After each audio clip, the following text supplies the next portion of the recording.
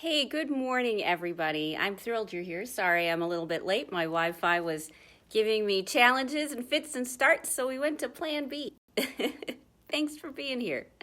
Anyways, it's Christmas Eve. As you can see, we do not have much snow for Christmas Eve, but the tree is up, which is awesome. And today we're going to be talking about coping skills, my favorite coping skills for dealing with narcissists around the holidays.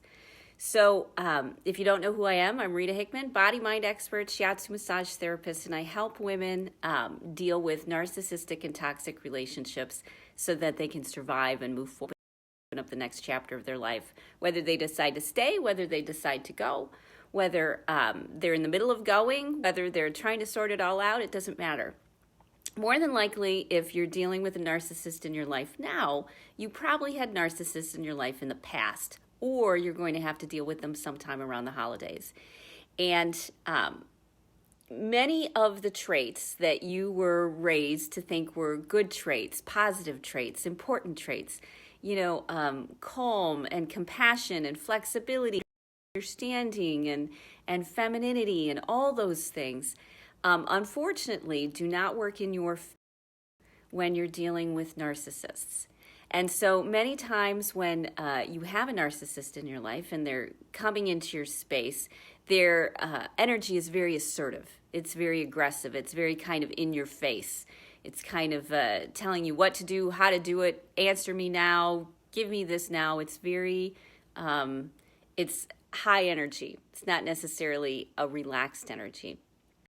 And so counterintuitively, intuitively, someone asks you a question, answer it. Intuitively, someone gets in your space and you sort of try to smooth things over. That's just sort of who you are. It's the way it is. You just try to diffuse, move on, and keep things calm. Unfortunately, you've probably understood that when you do that, when you engage in that way, it actually makes things longer and more difficult and more.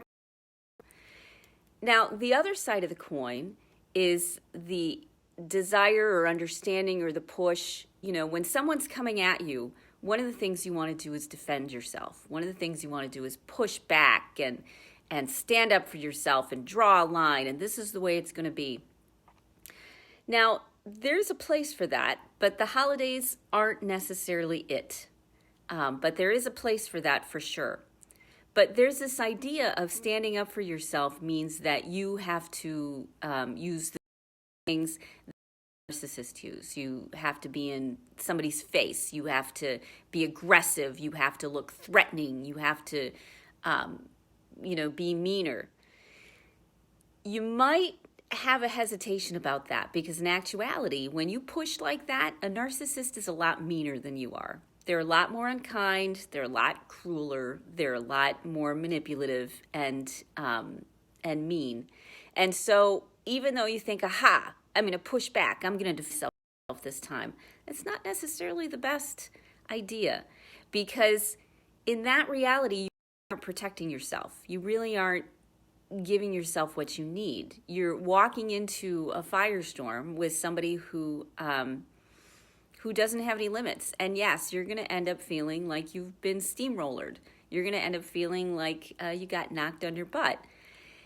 And that's not the experience you want to have, especially around the holidays. So my favorite tips and my favorite suggestions are this. When a narcissist gets into your space, when they're pushing at you, when they're assertive, they're aggressive, the best thing to do is to just be quiet.